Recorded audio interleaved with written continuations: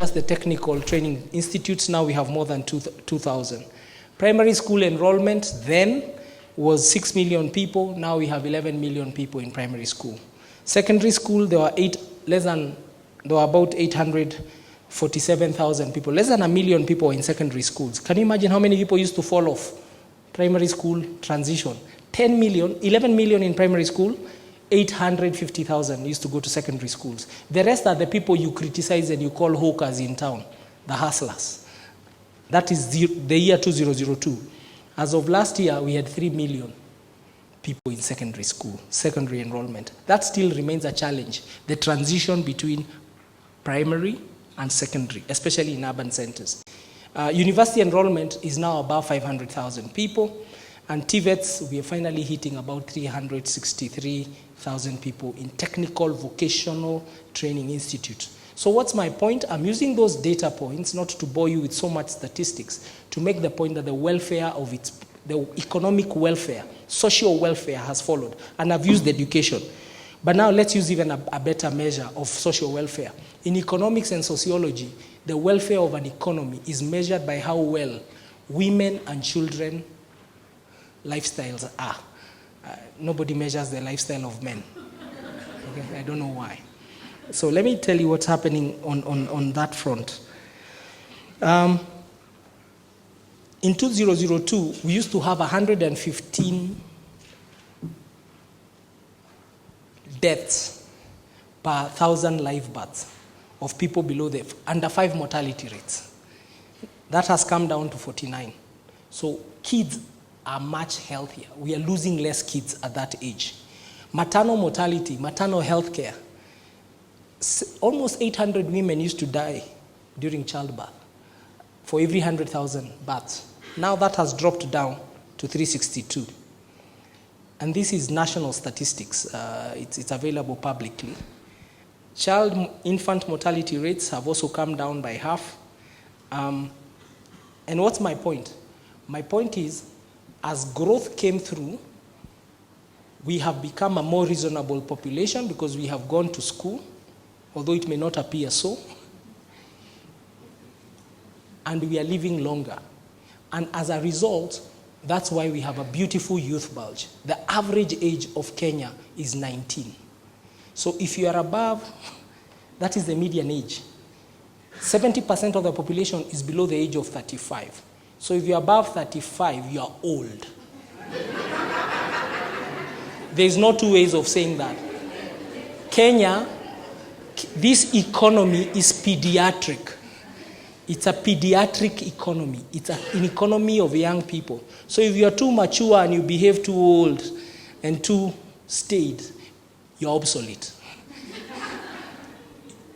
Your stance, so there's a lot of obsolescence, and I'm always amazed when I see that on TV interviews, and the people who tend to espouse public policy are usually people above the age of 35. And there's a lack of connection between the policymaker and the population in terms of young people. Now, let me continue on to the fourth point, which is infrastructure is another measure of this state of the economy. You know, Kenya, according to the Digital 2019 report, Kenya internet users penetration is currently at 84%. I know you know the number of people with mobile phone. Paul Kasimu might have a better statistic than mine. But you know the penetration of these gadgets in this country. When Kibaki started to put down cables and he was digging all over Nairobi, Safaricom was digging Nairobi, many people used to criticize government and say, you want us to be downloading pictures faster. But if you look at what the internet economy has enabled in jobs in our country, is amazing. You'll agree with me, our Wi-Fi is better than London and Cape Town. And this we hardly ever talk about. So that is a fact. If you move and look at Kenya Power connection, we are now generating 2,700 megawatts of power. We have excess power. We are only utilizing 1,700 megawatts of power as a country. We have excess power. For the first time, as an investor, you can come. And by the way, our power mix has changed. Most of our power at one point in time used to be thermal power, diesel-generated power. Over 95% of Kenya's power is green. I think I said that once, speaking in another forum, and everybody told me you are lying. Our power comes from geothermal, majority. Then the other one comes from water, hydro, and wind. And that's a fact. And that's an unprecedented number. Lastly, if you look at access to improved water supply, piped water, you all were there when the great Mother Karua, I commend her for one thing. She was Minister of Water, and she set up all these things, Nyawasko, Mawasko, Nairo. You remember all those Wasko things you see? Water and sewer companies. The penetration of piped water, I know for sure where my grandmother lives. I never knew one day my grandmother would be taking a shower in rural Nyandarua. There is piped water and there is electricity. She has better lifestyle than people living in Muthaiga or Middle East, in certain areas of Nairobi because of the peace. And that has happened in that period of time. So what's my point? The Kenya state of economy is okay. That's my, all right, we'll debate it. Now, let me move. That's the economic engine. As you've heard, I was once also on the political side. The political economy of Kenya is sound because this country holds elections every 5 years. The question is the quality of people we elect who reflect the quality of the citizen. Okay? It's a direct correlation. Yeah? So we have you are free to speak. We have freedom of speech. There's freedom of press freedom, there's freedom of speech, and there's also vocal opposition. You can actually say your piece. And that's the truth. So I come to and then lastly, I think point number 7, so that I really go to my point. Kenya is a country of many baskets and many eggs. If you go to many economies in the world, they're either fired up by gas, by commodities, or mining. Kenya, we have tourism. When it's not doing well, agriculture kicks in. And within agriculture, very diverse. Tea, coffee, horticulture, flowers. We are a country of many baskets and many eggs. So if one basket falls and drops, but very agriculturally driven. If you go to services, today, using the internet, we are a service economy in very, very many ways. We've become a financial services hub for the region. And it's amazing how diverse our economy is. The only risk to our economy is usually the weather and the mood and quality of the citizen. These are the only two risks in our country. Therefore, we have a stable economy. And having pitched the economy so high, I can also tell you, moving forward, we had an error in our macroeconomics. As of yesterday, in fact, I have the privilege of attending the Monetary Policy Committee briefings by the Central Bank of Kenya. Immediately they announced the CBR rate. We have our forex reserves are at a historical record. I have never seen forex reserves close to 7 months. It means we have reserves, we can buy imported goods for the next 7 months, and that has stabilized the shilling. The biggest forex income earner today, I know, because we have the largest share of diaspora money that comes back, and it's for real. This year alone, we are going to break $3 billion of diaspora inflows. It's larger than tourism and agriculture and services. And these kids we have educated who've now gone out to look for jobs, and they are working in Dubai, they are working in China, they are working in America, and they are sending back money home. And this is money that comes into domestic wallets to support their parents, to invest their own money in terms of the diaspora. So the biggest downside of the state of the economy, and I will spend a little bit more time here, is, I would say, number one, what's holding us back. Yes, there's an issue of regulatory and policy blindness. Our policy maker and our regulators are actually holding the economy back in very many ways. But let me talk about policy making. We have failed in policy making because conceptually, our policy maker today has become a socialist. They believe, if you look at it, you look and observe, if you're a keen observer, we have policy makers who believe that policy must deliver guaranteed outcomes for the citizen. Now, that is socialism. Even in your own home, I don't believe you want to guarantee outcomes for your kid.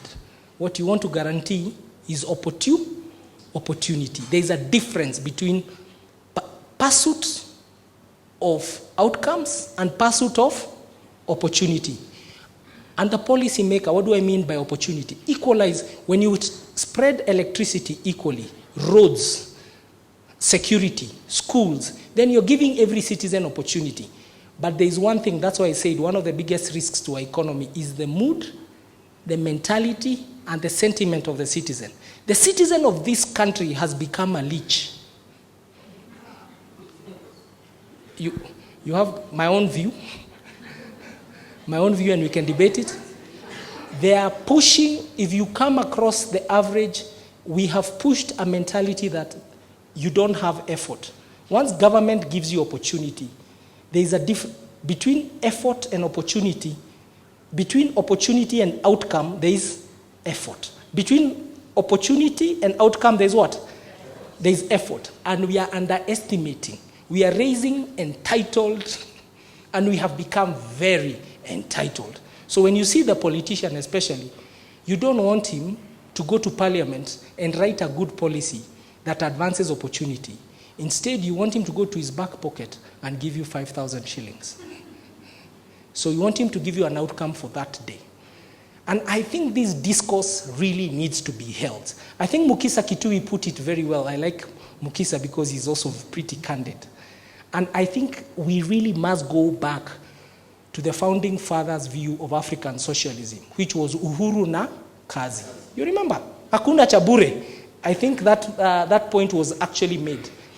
But if you look today, I've been a CEO for quite a number of years, and one of the funniest things is when universities were expanding, there was a course called MBAs. And you'd have people who would go and do an MBA, then come to you and say, I want a salary increase. I say, why? And they say, because I have an MBA. And I say, if you put this MBA here, will it sell 2 more cartons of ball pens? Because I was a biro pen salesman or manufacturer at one point in time. We want to see the quality of your education in the output that is generated and the input that you give into business.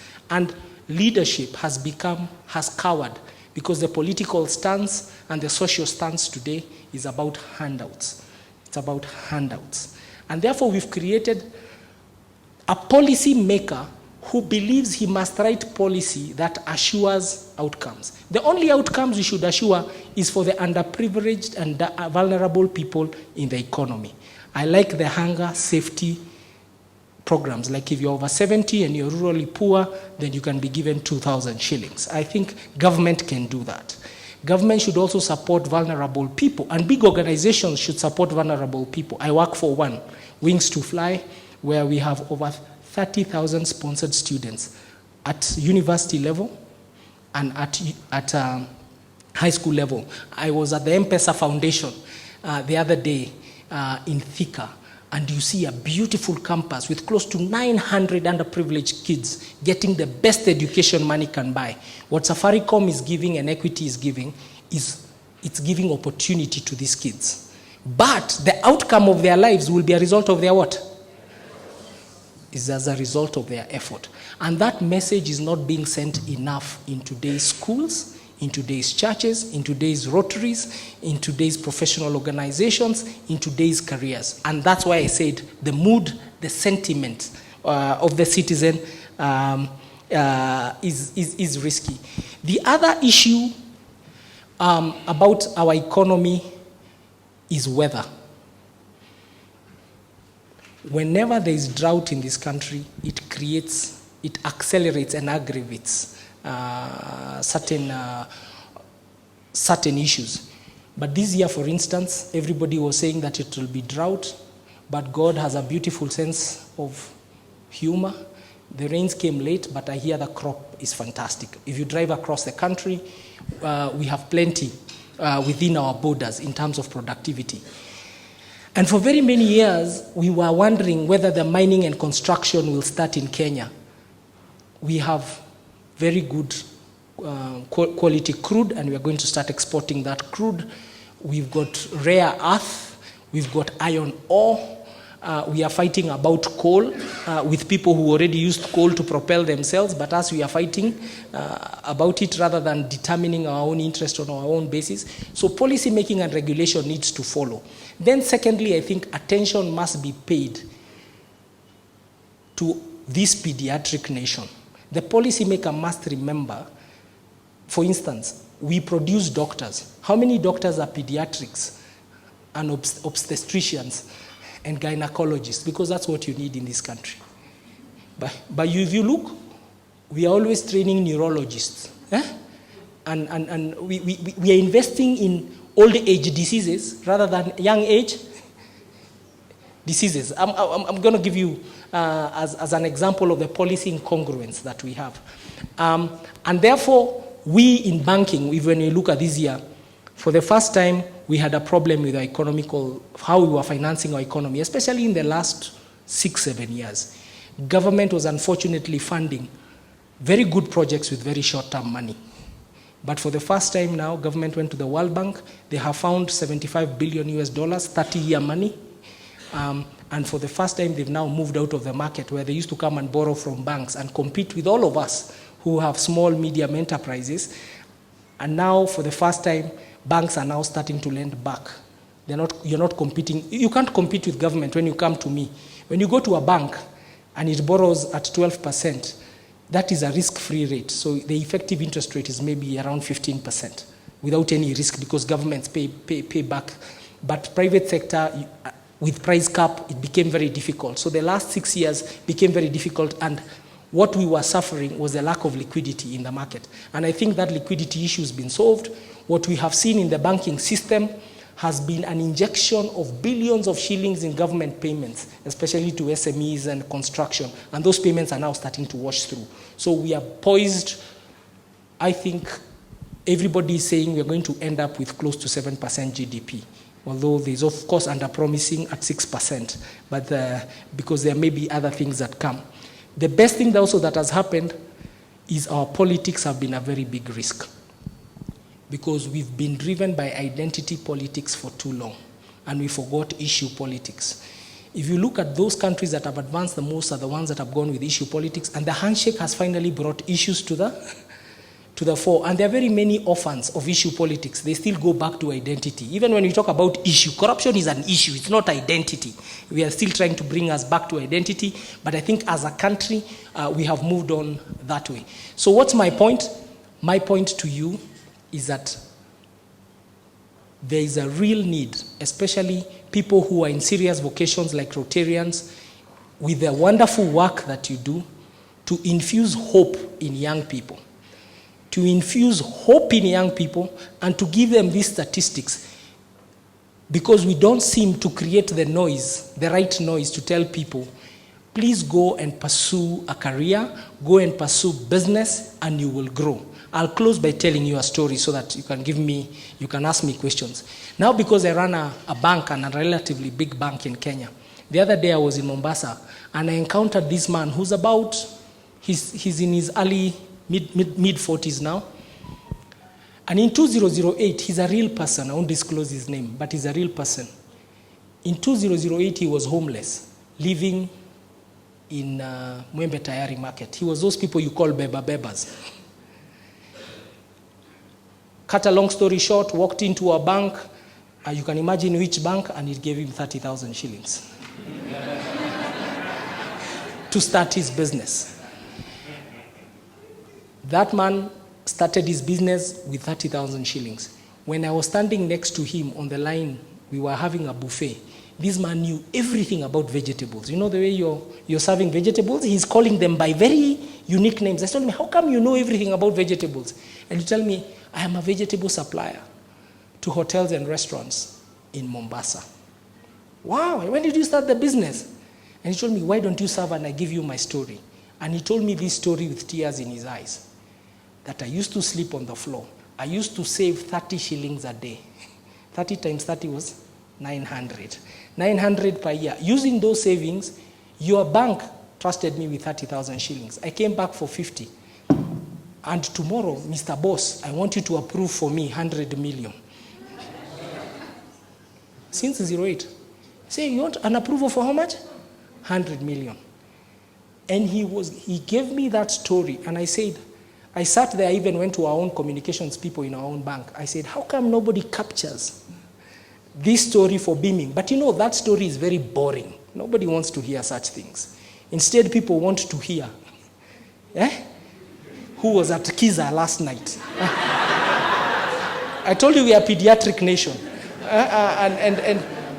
But they are beautiful stories, not just from Equity Bank, but from very many other banks in this town, from very many other institutions. I'm sure even in your own business, a supplier you have taken from nothing to something. But the best bit was, this man, the number plate of his beautiful Toyota Prado was 880. He told me every car I buy to transport anything is 880.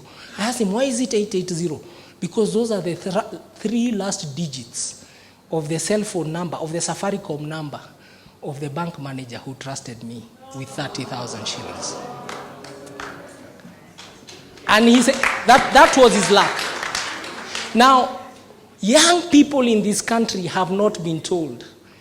Some of us, including ourselves, my own story, the only thing that took us from being a chokora to whatever, being a nobody to somebody was education. We knew nobody. But this has become a country of hookups. We've become a country where the young person is now totally convinced that unless I know XYZ, very many times we get invited to speak to young people. And that's what I want to talk about, why the mindset of the population needs to change. Young people believe it must be a hookup. Today, it's so easy to write an application letter and WhatsApp it, or even Instagram it, or do whatever you want to do. In my time, we had to go to the post office, buy a stamp.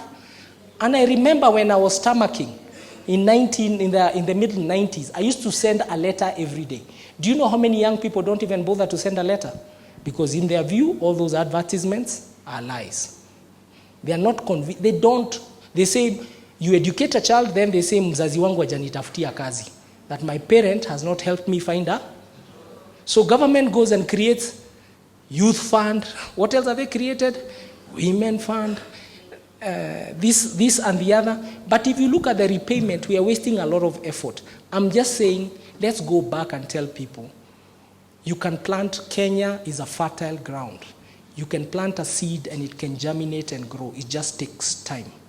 And all of us as professionals need to change our mindset. Yes, we suffer from one animal called corruption. And it has come in and eaten us. And that is a downside. But that is something I believe we can all start to fix together. And that is perhaps the only barrier to what is, in my view, the most unprecedented economic story in this region and perhaps in the world when you look at it. Where Kenya is going, the future, it's on the windward side of fortune. How you distribute national income will continue to be a debate just like it is everywhere else in the world. We shall continue to have challenges, but we need a mindset of optimism. We need a media that will also capture certain levels of optimism. We need hope that tomorrow will be better than yesterday, because every country has a today, a tomorrow, and a yesterday. But we need to take advantage of today and the opportunities that are available today, because only by taking advantage of our opportunity are we going to be able to succeed and move forward. Thank you so much for listening to me. If you forgot what I said, just remember Kenya is on the windward side of fortune. Give hope to young people and fight corruption with everything that you have. Thanks for listening to me. And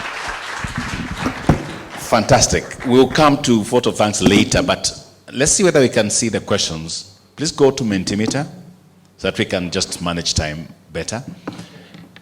It is there. They're there. Yes. The questions are there. There are several questions, sir. So thank you very much for reminding. Actually, I feel good. Anybody who is 35, you are my age mate. I think that's a good one. We are all old, so it's just a matter of who is nearer, older than oldest. So there are several questions. I said, the first question that came through, Polycarp, was a question around, you went into politics and you came back. What did you see? Was it a nightmare? Well, thank you for that question. I stand, okay. Okay, I'll stand here. Thank you very much for that question. I'm one person who believes if you fail, fail quickly. Don't fail slowly. To be honest, politics is a reptilian ecosystem. I'm a mammal. I made a mistake to go to an area I did not have. So I realized it, admitted failure, because what it takes to be trusted in Kenya's politics, I don't have. And that's exactly what I said. People interpreted it to be a fight between me and Sonkore. Sonko still remains my brother and friend. We have no issues. It is me who failed. And I backtracked, and I apologize to anyone who felt let down by that decision, but I continue to contribute to the country the best way I know how. Excellent. Well done. Polycarp, if you turn back, okay, choose the question that you want to answer. You can skip others. What keeps you up at night?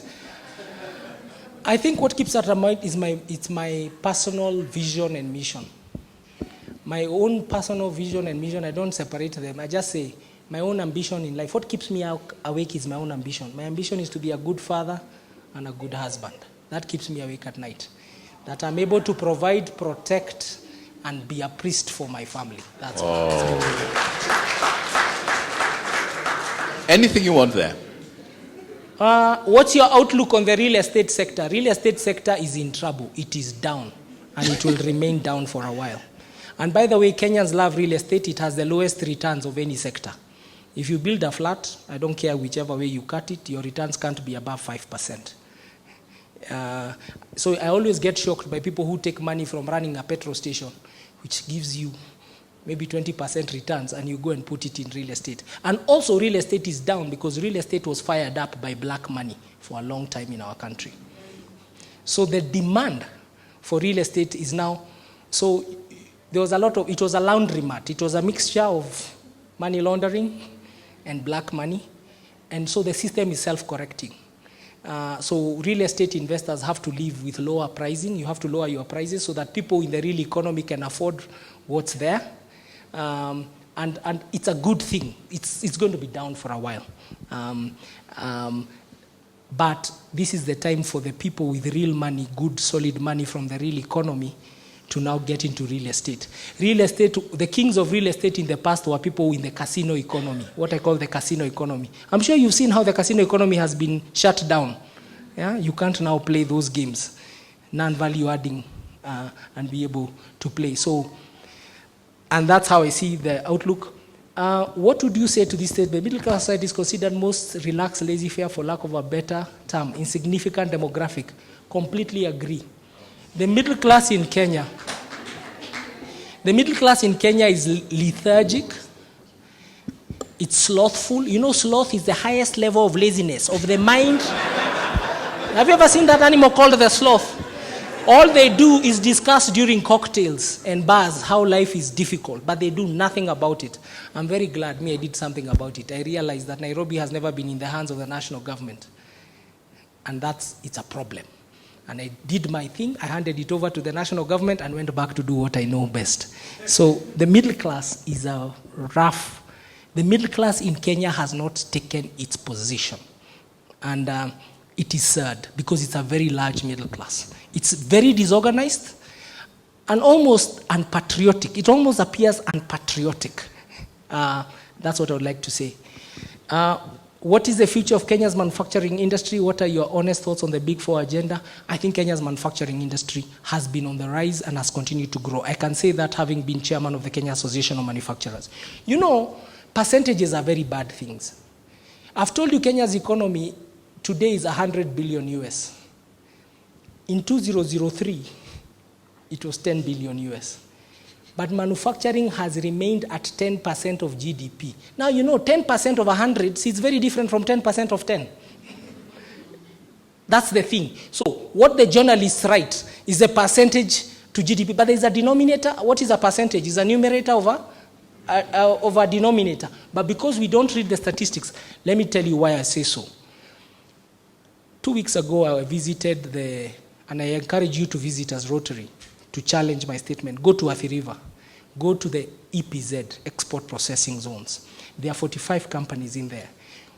You'll see an Equity Bank as you drive in there. It's at the end. I was there at 6 a.m. for a reason. There were more than 30,000 workers going in just to 45 plants that are located in Athi River. The whole of Kitengela is EPZ. Inside that factory, I saw an amazing thing. I did not know sisal is such a valuable commodity. I did not know. Darts? How many of you enjoy the game of darts? The best dartboard in the world is called Winmore. It's produced in Kenya. The largest manufacturer of dartboards and darts is based there. And I didn't know a dartboard is made of sisal. And they buy sisal from Kenyan farmers and large Kenya. I'm just giving you an example of agro-processing. This company employs close to 900 Kenyans, just one unit.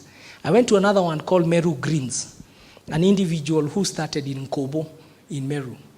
He's exporting beautiful, baked and packaged beans and into Europe in that area. Manufacturing is doing well. What holds back manufacturing is the policy makers' incongruence and incoherence of understanding what manufacturing needs at this time. Manufacturing we don't need government in the way of manufacturing. Government must stick to its job. Security, roads, electricity, that is the supply. But today a manufacturer, when they open, they have to deal with 20 different agencies, all coming to confirm the same thing. Yeah?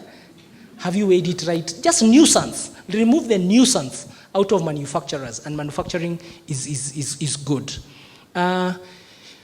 I'm not an economist, but I'm trying to wrap my head around economic growth versus cost of living and employer overtaxation on the table for Wanjiko. Please elaborate. I think Wanjiko has been fed enough lies, but it's also Wanjiko's responsibility not to be lied to. Okay?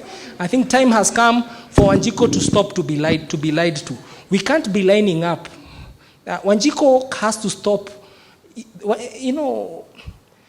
I love the book of Ecclesiastes in the Bible. It's the shortest and perhaps the best. But it is time Wanjiko is told by somebody, ata wewe amuka, chanuka. Yeah? You've been lied to for far too long. It can't be. If you are lied for over 2 decades, there's something wrong with you, and you've gone to school the way we've seen. So I like Wanjiko, but I think Wanjiko should also become self-interested and pursue that self-interest, especially in the ballot. And the middle class is also Wanjiko, yeah, and doing the right things. So what's your call to action on us tackling corruption? I think let's agree. The criminal justice system, and I know there are lawyers in the house, the criminal justice system in Kenya is broken. We must continue to demand that it's not enough to put people on parade and to show us that you have arrested them. We are all waiting for a few of us to be jailed. If Igathe has stolen, we want to see him going to jail.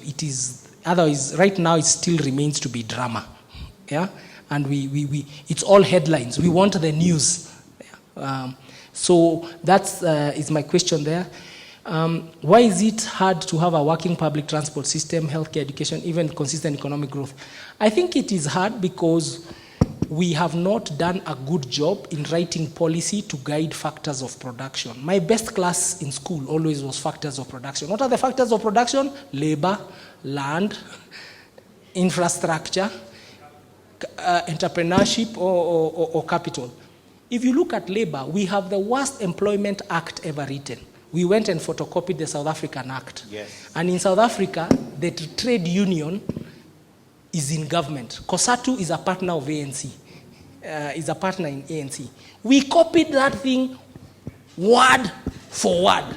So today in Kenya, You go to court and you hear a judge making this determination. Somebody has stolen from you. He has stolen. You fire them in a half. Of course, you should fire people according to procedure. But if I have fired you without procedure, what the judge should do is fine me. But the judge says, re-employ him. You've seen, I'm sure you've seen how many people, those kind of judgments, they kill investor appetite. Make me free. I should be free to decide who I want to work with, because the Constitution is freedom of association. So there's a little bit, the criminal justice system, so I'm using that for labor. If you come to land, we have a very incoherent, nobody talks about land use policy. Like Nairobi, there is a real fight. You know, Nairobi is the largest, it's a low density city.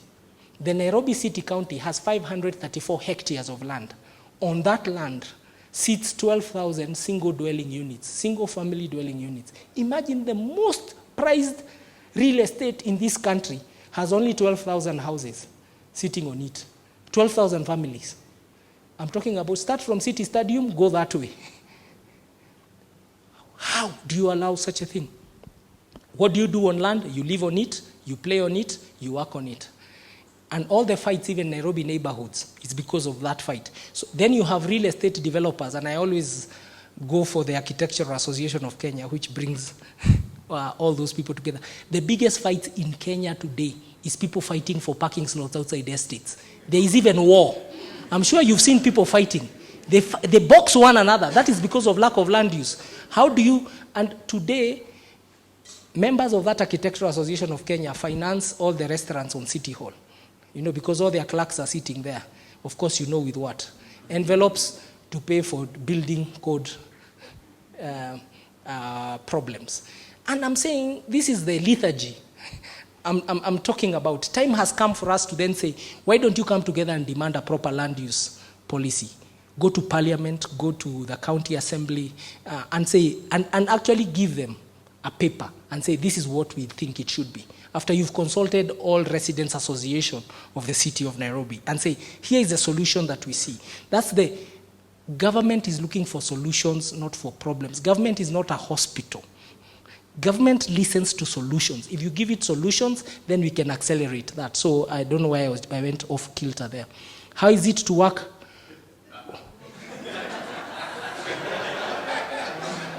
I'm not sure about that one. I work for a very qualified boss. You must be asking to another person. Most baskets have been depleted. Sugarcane, cotton, we need to revamp industries. That is true. And that, if you go back to when Tom Mboya and Kibaki were in the Ministry of Planning, you should read the book Freedom and After, and you will see the blueprint. You could even apply it today. There's nothing new under the sun. That's what I wanted to quote in the book of Ecclesiastes. There's nothing new under the sun. Those were the two most intelligent pieces of economic policy ever written. If you read Freedom and After, their thinking is the thinking today, but we spend too much time in seminars and very little acting and getting things done. I don't know how many of you know in 1974, Nairobi was voted to have the cleanest water on earth. And best water supply, because because you can see all the streams that come through Nairobi. Nairobi water was something to be proud of. If you look at our housing policies, they were even named, every minister would name it Otiende. You know, people forget, you know, Ngeno. You see all those housing schemes that created estates. We had thought through it. Sir, do you think it's a bad idea to decentralize health? No, I think it's a very good thing. We just need good investors in health. I think government should drive health policy. They should leave the last mile to private sector in very many ways. I can tell you, we at Equity Bank, in the next 3 years, we're going to create 1,000 health centers. I'm sure you've seen things called Equity Afya, 500 shillings consultation fee. You get all the diagnostics, you get all the pharmacy, and the doctors in it are entrepreneurs who came through Wings to Fly. Rather than roll on the ground, say they don't have salaries from government, we've made them entrepreneurs and we're lending them money to run these clinics. So I think health is a big issue. It must remain, I think at national government level, it should continue. With your experience under Wings to Fly program, what is your opinion on CBC curriculum? I think it's fantastic. Our curriculum was producing people who memorize things. We need conceptual, logical thinkers. And not just logic. Logic is not enough. We also need you to bring your mind and heart into things. Then you make it psychologic. Then when it becomes psych and logic creates magic. And that's how our country moves forward. What is your prognosis on Bitcoin? It's a scam or something? I try to keep away from things I don't understand. And I would advise anyone to stay away. A clap for Polycarp. Thank you very much, sir. Yeah, thank you. I think there are too many. Is it obvious? Yeah. I think I've You done have, a good, you have, yeah. I think I've done justice to your questions. Thank you so very much for Thank answering. you so much. Thank you. I'll ask Rotarian Rachel to kindly pass a vote of thanks. Thank you so much, President. And it's a great honor for me to be able to speak and to say a great thank you from all the Rotarians gathered here. Because for sure you've given us one thing that we all need, young, old, it doesn't matter where you fit in the demographic, we need hope. And I believe that this country will not be built by people who are angry, people who are reacting, people who do not believe that the future is bright. We have to have hope in order to do that. And so for me, I'd say thank you so much. And really also for giving us the long view. If you're only worrying about tomorrow or what you saw yesterday on the headlines, you're not going to believe that there's a bright future ahead. But to be able to take the long view and to say, if this is what we've done in 15 years, if we set our mind and then say, what can we do in the next 15 years, then we can start to put in the structures that we need, as opposed to being reactionary and to fighting. And so for us is also to say, as Rotarians, we know that we exist to serve, right? We know our areas of focus. We know what we seek to do when we meet. And so to really be able to say, what can we do? Taking the long view, recognizing the youth bulge he described it as a beautiful youth bulge. Can we see it as a positive, and can we be able to build on it? And so for me is to say thank you so much for the wisdom you've given us. He's also given us a reading list. Freedom and After, right? Freedom and After, and also the book of Ecclesiastes. So go read that, and thank you very much. I'll ask if, please. At this point, I'd like to call you up to receive the certificate of appreciation.